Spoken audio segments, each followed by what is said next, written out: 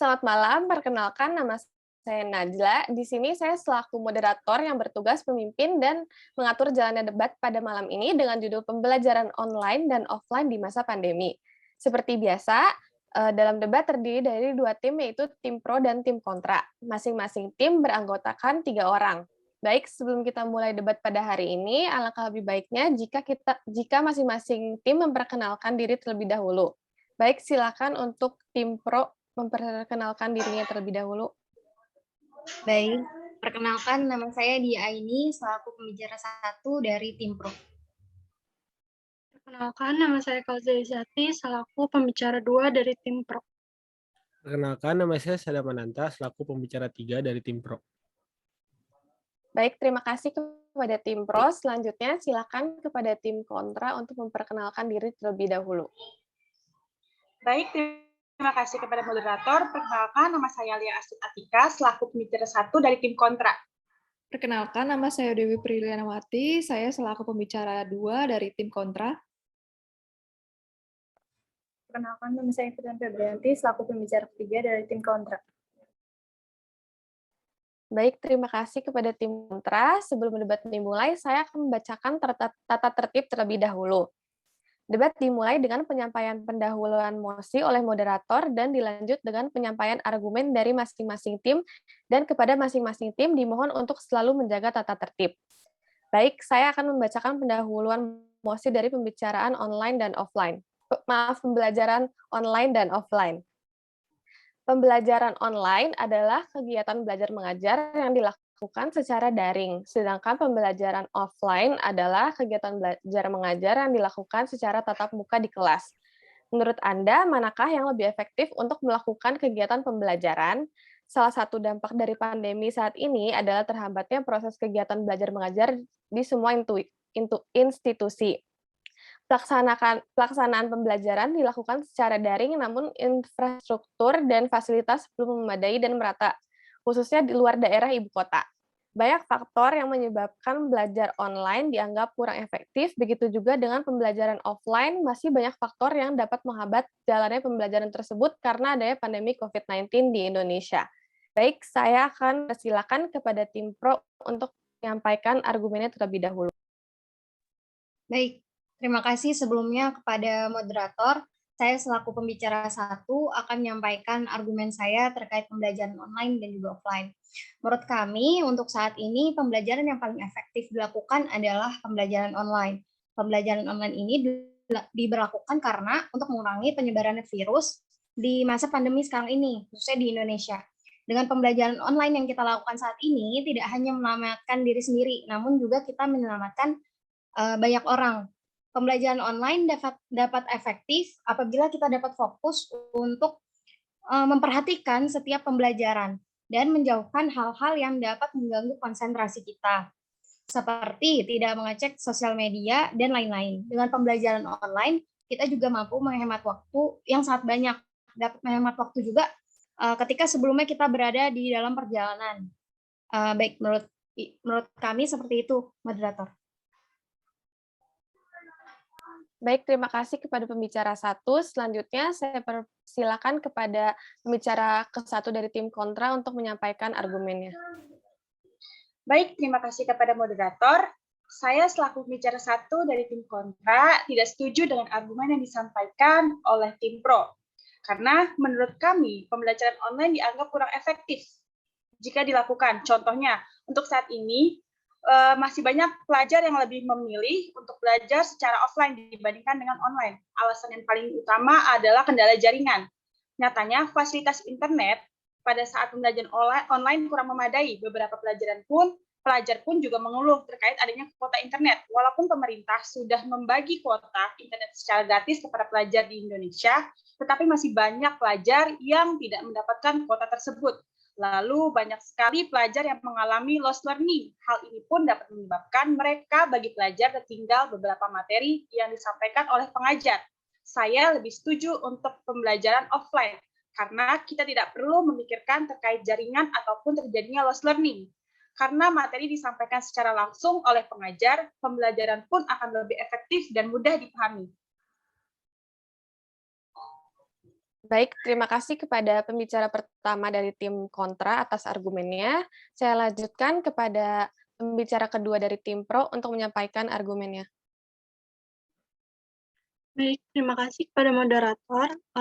Menurut saya, pembelajaran online ini memang memiliki beberapa kendala, seperti yang disebutkan oleh pembicara satu dari tim kontra sebelumnya, bahwa terdapat kendala jaringan dan masalah kuota. Tetapi hal ini terjadi karena akibat kurangnya persiapan dari pemerintah.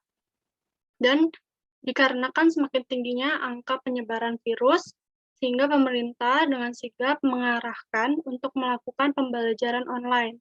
Namun untuk masalah ini, pada waktu sekarang sudah cukup terkendali dan sudah bisa diatasi karena pemerintah juga sudah memfasilitasi kuota belajar bagi seluruh pelajar dari tingkat SD hingga mahasiswa. Bahkan para guru dan dosen pun disediakan. Dan untuk beberapa orang yang tidak dapat kuota belajar yang disediakan oleh pemerintah, sekarang pun setiap provider yang ada di Indonesia sudah memiliki beragam paket yang terbilang cukup murah untuk kuota belajar maupun internet dalam menunjang pembelajaran online pada masa yang seperti ini. Sehingga untuk masalah ini menurut saya bukan lagi suatu penghalang ataupun penghambat yang besar, dan untuk masalah penyebab terjadinya lost learning menurut saya hal ini hanyalah istilah baru dengan dasar makna yang sama dengan saya gak ngerti apa-apa padahal sekolah setiap harinya. Yang dimana hal ini juga dirasakan oleh pelajar di saat pembelajaran offline. Mereka merasa tidak dapat menangkap dan memahami pembelajaran, padahal setiap harinya mereka belajar dan datang ke sekolah. Dalam dunia pembelajaran, hal ini bukanlah suatu istilah baru, tetapi memang permasalahan lama yang memang membutuhkan perbaikan untuk dapat membantu mahasiswa maupun siswa belajar dengan mudah, memahami dan menyerap ilmu.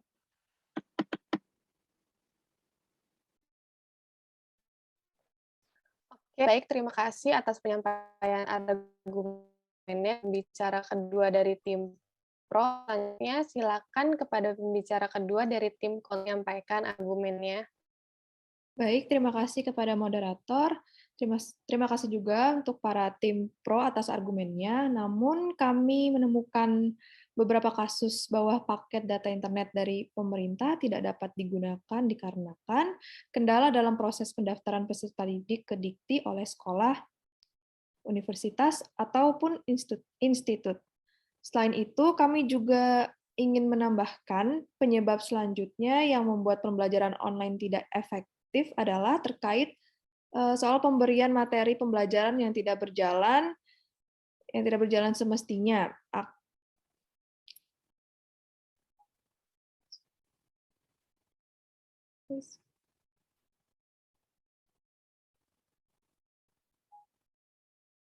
Dan kurangnya interaksi antar sesama mahasiswa maupun dosen. Contohnya, masih ada pelajar yang hanya melakukan absensi tanpa melakukan interaksi dengan pengajar. Ada juga pengajar yang hanya memberikan materi dalam bentuk dokumen tanpa melakukan sesi tanya-jawab ataupun menjelaskan materi pembelajaran secara mendalam. Akibatnya, pelajar tidak memahami apa materi yang dipelajari. Lalu, jika materi disampaikan secara online, contohnya lewat Zoom, menurut kami, hal tersebut kurang efektif karena masih banyak pelajar yang tidak fokus dan tidak memperhatikan terkait materi yang disampaikan. Sedangkan jika kuliah offline, absensi akan dilakukan secara tatap muka dan adanya interaksi terhadap pelajar maupun pengajar. Penyampaian materi pun akan menjadi lebih mudah dipahami karena pengajar pastinya akan menjelaskan materi secara mendalam. Pelajar pun akan lebih memperhatikan dan sesi tanya-jawab pun akan terasa lebih mudah, interaksi antar pelajar pun menjadi lebih efektif. Pelajar pun akan lebih fokus terhadap materi yang akan disampaikan oleh pengajar. Oke, baik. Jadi menurut tim kontra akan lebih efektif jika penyampaian materi pembelajaran dilakukan secara offline karena pelajar akan menjadi lebih fokus dalam memperhatikan materi yang disampaikan. Iya, betul. Betul seperti itu? Betul sekali. Baik, saya persilakan untuk pembicara dari tim pro untuk menanggapi. Baik, terima kasih atas kesempatannya moderator. Di sini saya akan menanggapi terkait permasalahan yang disebutkan tim kontra tentang ketidakfokusan pada saat kuliah online. Sebetulnya itu kalau menurut saya itu tidak menjadi masalah bagi mahasiswa. Namun itu kembali lagi kepada diri sendiri. Disinilah peran mahasiswa diuji, bahwa perlunya kemandirian yang dimiliki oleh mahasiswa dan mahasiswa perlu berpikir solutif agar dapat mengatasi masalahnya. Perlu diketahui bahwa semangat belajar tidak serta-merta dirasakan oleh mahasiswa yang mengalami pembelajaran offline dan online. Namun semangat belajar berasal dari diri mahasiswa tersebut dan juga saya ingin menambahkan efisiensi ketika pembelajaran online. Tidak hanya dirasakan pada mahasiswa, namun kepada dosen. Baik, silakan kepada tim kontra untuk menanggapi. Baik, terima kasih pada tim pro atas argumennya. Kami ingin menambahkan terkait pembelajaran offline. Dengan berada pada ruangan yang sama, dosen dengan mudah melihat perilaku mahasiswanya ketika seorang mahasiswa tidak memperhatikan dosen dengan baik. Dosen dapat langsung menegur mahasiswa tersebut dan mendapatkan respon dengan cepat. Maaf, interupsi.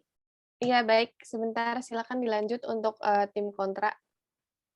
Baik, terima kasih. Ya, saya lanjut. Seringkali ketika pembelajaran online, mahasiswa lambat dalam memberi respon dan cenderung pasif dalam kelas. Hal tersebut yang menghambat kreativitas serta inovasi baru terhadap para mahasiswa. Baik, terima kasih argumennya. Silakan untuk tim pro. Baik, terima kasih kepada moderator yang sudah memberi saya kesempatan. Selanjutnya, menurut saya pembelajaran online biasanya ada dosen yang mewajibkan mahasiswanya untuk mengaktifkan kamera. Saat pembelajaran itu sudah termasuk dalam menertibkan mahasiswanya. Karena jika tidak, maka dianggap tidak hadir. Lalu juga saya mau menambahkan jika pembelajaran online, materi dapat kami lihat secara utuh sebelum dosen selesai menerangkan. Ini suatu hal yang menjadi penting karena kami dapat menanggapi dosen tersebut sebelum dosen ini menyampaikan secara utuh gitu. Serta kami juga dapat mengulang-ulang materi yang telah disampaikan oleh dosen. Salah satunya dengan cara merekam dan juga file materi itu sendiri, gitu sih. Baik, terima kasih atas argumennya. Silakan saya akan ke tim kontra. Baik, terima kasih kepada moderator. Saya lanjut terkait soal pengaktifan kamera pada saat kuliah online. Untuk saat ini masih banyak ya mahasiswa yang tidak mempedulikan hal tersebut. Masih ada beberapa mahasiswa yang tetap tidak menyalakan kamera.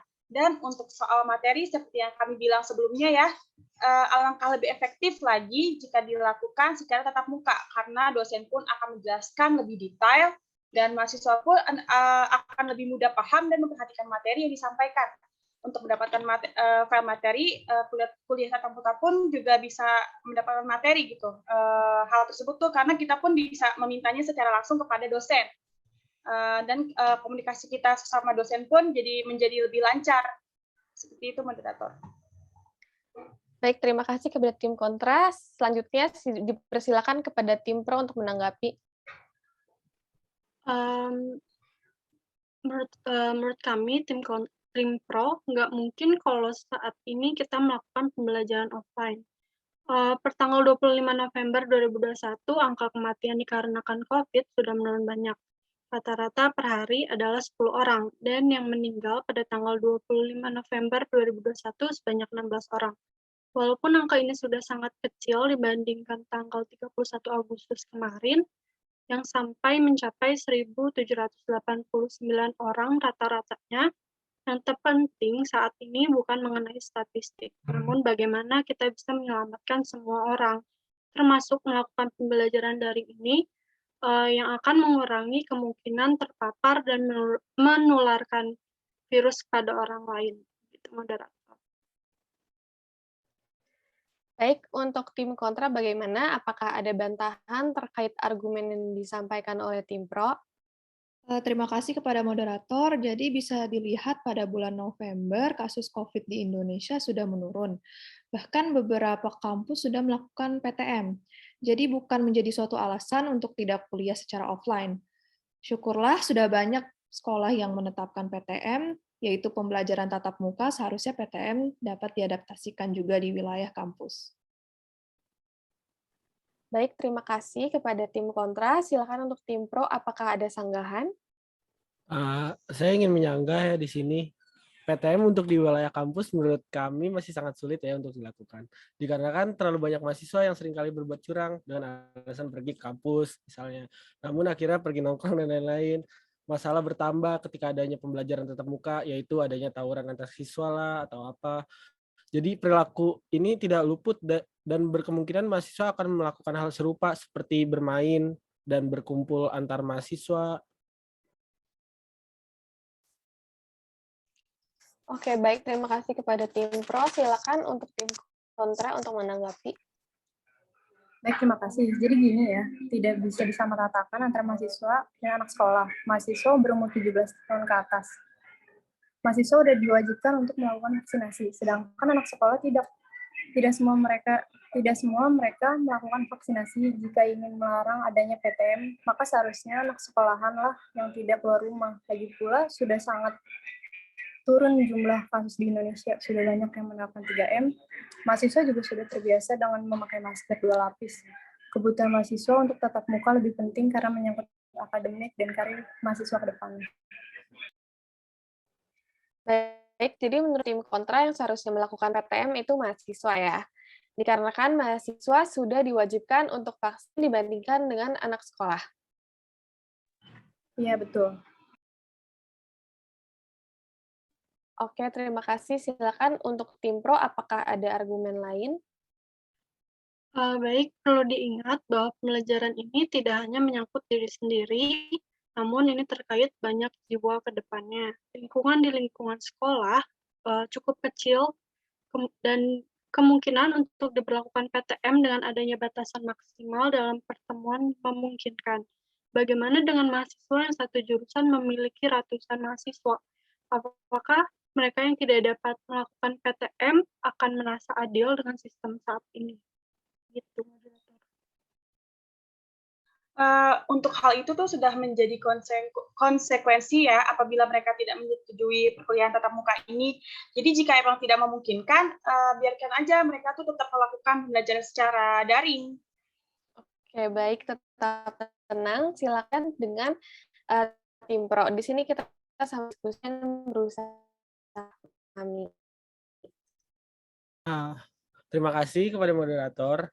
Untuk saat ini, kita akan kembalikan ke pemerintah ya. Dan saat ini kan pemerintah juga belum menyetujui kan pembelajaran tatap muka keseluruhan gitu. Dengan kondisi saat ini, alangkah baiknya dilakukan secara online. Baik, bagaimana dari tim kontra? Apakah ada sanggahan?